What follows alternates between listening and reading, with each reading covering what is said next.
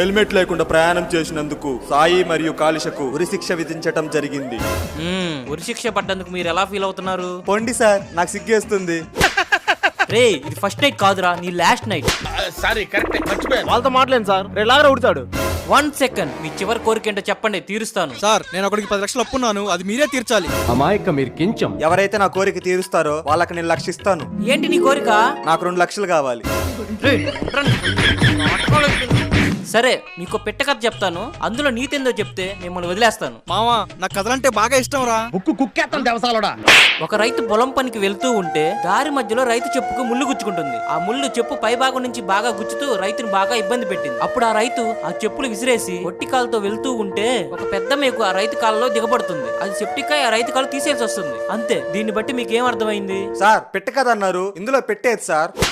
నువ్వు మనిషి పశువారా? మళ్ళీ ఇలా కాదురా.